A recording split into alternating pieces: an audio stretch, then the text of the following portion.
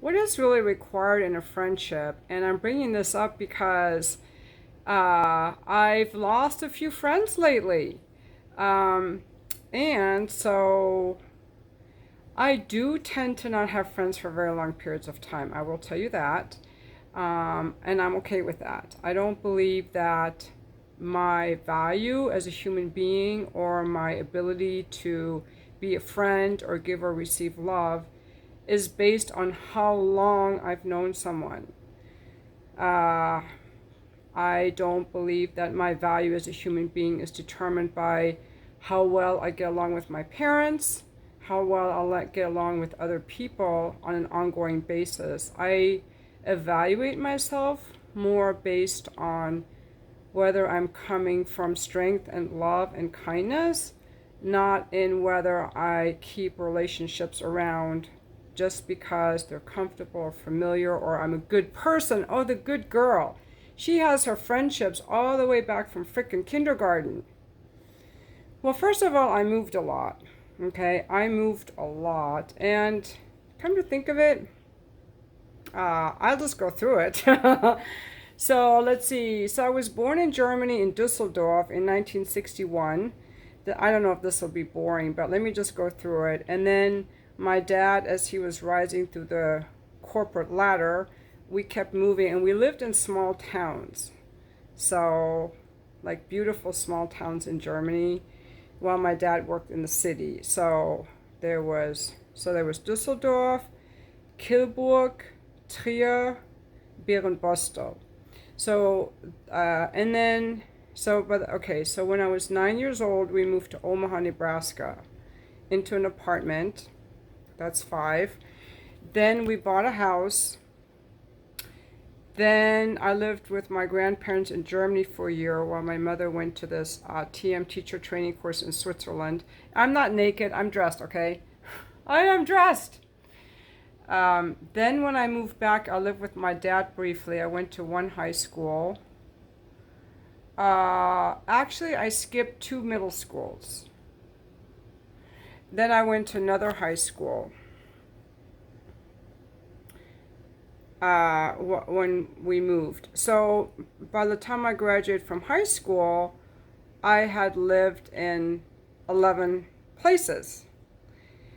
And so none of that felt traumatic. I'm not going to say it felt traumatic. However, there were a lot of moves, and so some of the places I was in school weren't very long. And sometimes, kids take a while to form friendships. Like you might hang out with someone that you've known for a year or two. It's easier to lose track of people when I move. Now, my kids had stayed in the same, only had like one or two schools their whole lives, so they have friends going all the way back to kindergarten or elementary school or middle school and high school for sure. So I think that's a big factor in how far back our friends go. The other factor too could be people's desire to have friendships or their meaning about, I want to hold on to these friendships. I've noticed from myself that as I change, my friendships change. So when I was married, I knew just other moms and other couples. That's all I knew. I had one single friend. All right. She was my sponsor, Narcotics Anonymous. Everybody else was married. And after my divorce, everyone was single. I just wanted to be around single people. And I would say all of my friends were younger than me and are younger than me, like from the ages of 30 to mid 40s. All of my friends are 30 to 45. I recently have a new friend who is actually a few years older than I am, who is also single. Now, so that's about friends. So friends come and go in my life, okay? This is half. So I'm kind of noticing now, like, let me see if I can hold on to a few friends. Like, what is that about? The second thing I want to say about my friends I noticed a few years ago is I had a history of attracting women as friends who needed me in some way. Like, they looked up to me and relied on me in some way, or they had problems. They usually had less money, so when we went out, I paid, which I didn't mind, but I started to look at that. I was the one paying, and I was the one whose life was more together. So I started thinking 2 years ago, what if I start looking for friends whose lives are more together, who can actually afford to pay when we go out and be like an equal? Like, am I subconsciously choosing women who are not as powerful as me because the power is intimidating? So I made a new friend and she became my business coach. I thought she was really empowered. And so I don't want to go into personal stuff with these people because I don't want to badmouth anyone. But basically, what she did is she kind of likes to keep to herself. And so, therefore, she stopped wanting to spend time. She started saying she had work and used work as an excuse. She didn't want to spend time with me. So she pulled away, not like by ghosting me, but basically saying she was very busy with work, and I invited her to a few more things. She didn't reply.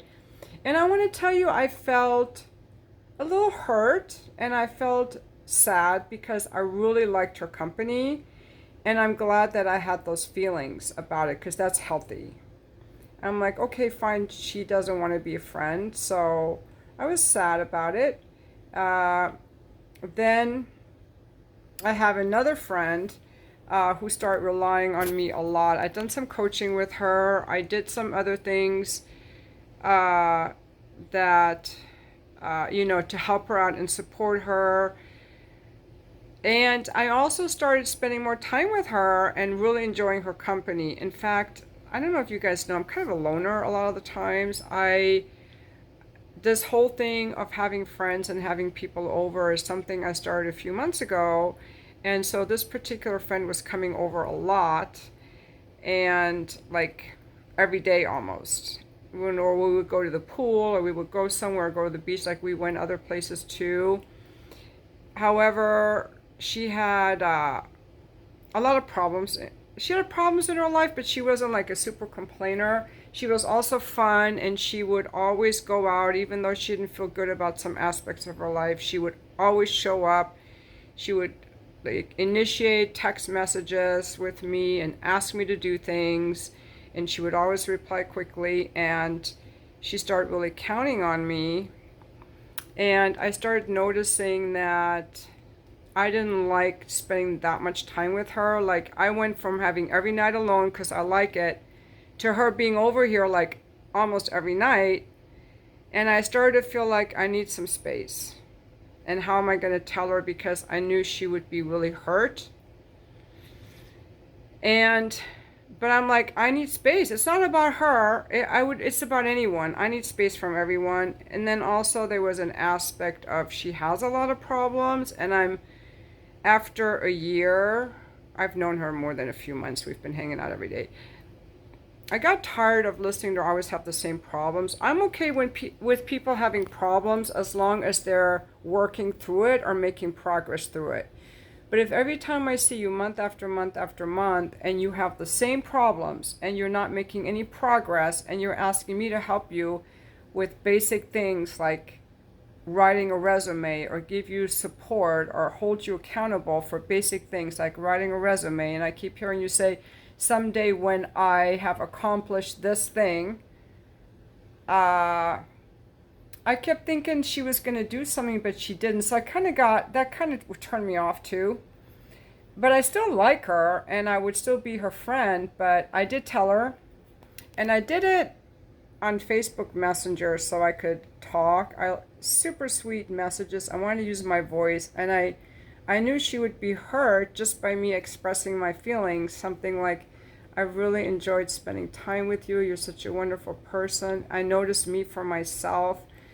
I probably have social energy for one day a week with a friend, and we've been spending so much time together, and it's just more time than I've spent with anyone in 8 years, and it's just a lot for me, and I would like to cut it back to just one day a week. I said some other nice things, and I heard her feelings. I think she felt abandoned or whatever. And she wasn't able to recover enough from it to actually be a friend again. She's pretty much distanced herself from me to the point that she stopped even replying to my texts. I did leave some flowers for her that she picked up. She didn't thank me. I invited her over a few times. She didn't reply. And so I ended my friendship with her over text message. I basically said, you know, the way you're showing up doesn't work for me. If you'd like to be friends in the future, please reach out. You know, that's it. So I lost a friend, and I just want to go through that with you because we have the right to decide what we want and what kind of friendships we want. And I don't think that I'm a better person for having people in my life just to say I have all these friends or I have friendships going back this many years. You know, you have to be, I think that, you know, we can require people to show up at the level that we show up.